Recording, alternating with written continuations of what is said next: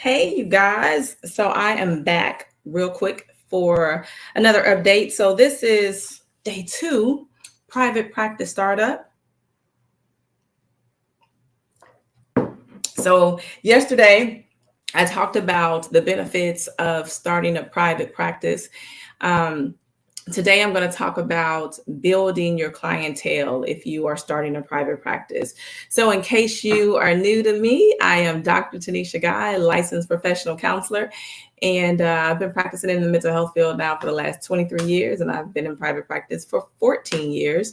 And I probably think I've been helping other counselors build their private practices for at least the last 10 years. So, real quick, I won't be on long with you.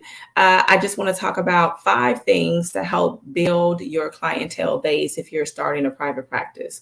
So, the first thing is to create an online presence. So, let me say, I didn't do that when I started my practice in 2008. In fact, I didn't use social media at all. I didn't use it personally. I didn't use it for my business.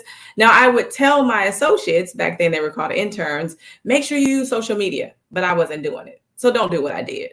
Use social media. Make sure that you have a strong online presence.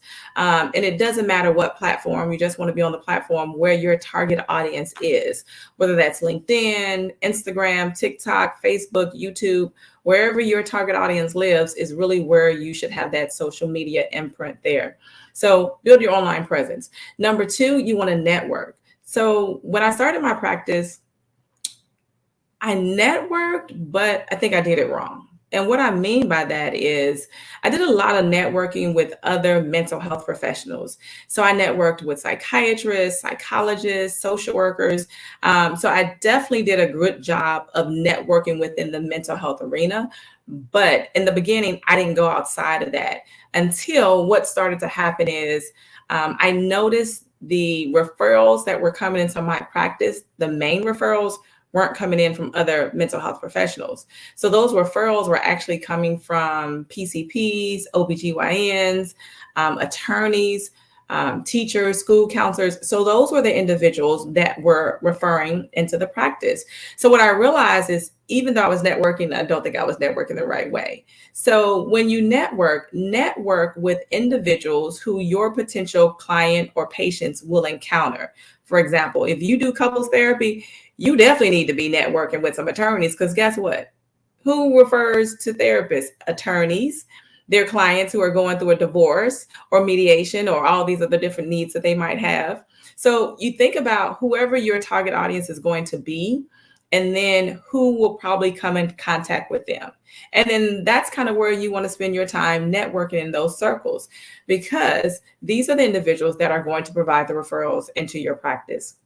So the other thing, as we talk about building your clientele that is important, is identifying the target audience. I know I talked about it yesterday, and it's probably going to feel like a repeat, but I'm going to say it probably every day this week.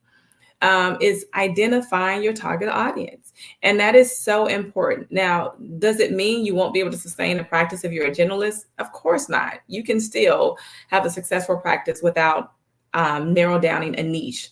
But it will help you if you have a niche. It will allow you to stand out if you can show credibility in this and that you have this level of expertise with this particular population. But it will also make marketing your practice so much easier, because when you speak to your audience, you know directly who you're speaking to. The other things that makes this helpful, if your audience, for example, are women over the age of 55 dealing with perimenopause or women going through their menopause stages, you're not going to be online posting lives and posts at 9:30 and 10 o'clock at night because they sleep. They ain't looking at no posts. They're not jumping on no live. So it's really important to know who your target audience is, because again, you want to be able to meet them where they are, and be available when they're available, right? If your audience is 21 to 30, then yeah, not a problem. You can post and do lives at 9 o'clock at night because your audience is still up. So the next one, which is the fourth one, is think about how can you provide services or impact the individuals that you want to serve outside of the counseling arena that will allow you to build credibility, but also get marketing done that way. And so you can do things like offer seminars, webinars, workshops. So whatever your particular target audience is, you can offer those types of workshops. And again, this is another way to get in front of a larger group of people, to offer the services that you provide as a mental health professional. So that's something to think about. The other one that I want to add on to doing seminars, workshop, conferences, and all those things as you're trying to build your clientele is you might want to think about getting on the speaker circuit. And what does that look like? So now you have an opportunity to speak in front of an audience of hundreds or maybe even thousands, depending on where you're speaking. And if this audience or this event that you're speaking at offers your target client, that's another way to build up your client referral.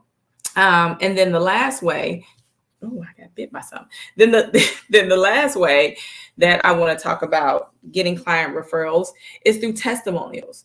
So if you've worked with a client or patient in the past, they might be willing to give you a testimonial about their experience.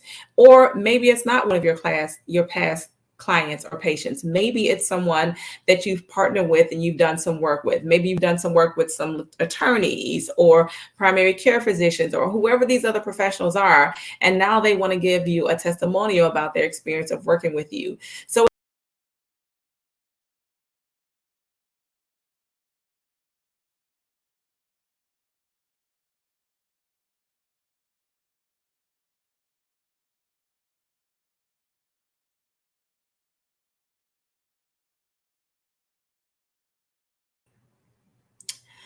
So I'm not sure what just happened, but it looks like I was dropped from the live. So hopefully it is reconnected back. And I hope that you guys can hear me because, like I said, I don't know. It just randomly dropped. But as I was saying about getting those testimonials, so you want to build credibility. And if you're not able to get testimonials from previous clients or patients, then get testimonials from individuals that you've worked with. And so if you're anything like I am, whenever I get ready to go buy something, after I look at the price, the next thing that I'm going to do is look at the testimonials. I want to know what people are saying about this particular product. So again, if you're starting a private practice, then here are a few things that you can do to help you build your clientele. Now, just because you start a private practice doesn't necessarily mean clients are going to come. So you really have to be intentional about how are you going to market to find these individuals that you're going to serve in your practice. So those are 5 quick ways in which you can start building your clientele to increase the number of clients or patients that you want to see. Now, with that being said, I'm going to go ahead and jump off of this, but I will be back tomorrow, same time, 6 o'clock. And we will continue to talk about things that you need to start a private practice. But if you want a little bit more depth and you want some details and you want to be able to ask some questions, then you can also register for my free live masterclass, which is this Saturday at 10 a.m. The link will be in the comments. So if you know someone who wants to start a private practice, who has already started a private practice, but they kind of want some additional tools to assist them, definitely share this link with them, pass it on. And again, come back tomorrow at 6 o'clock for more tips about how to start a private practice. I am Dr. Tanisha Guy, licensed professional counselor. And if you're not already following me, what you waiting on? Go ahead and follow. See y'all tomorrow. I'm just saying.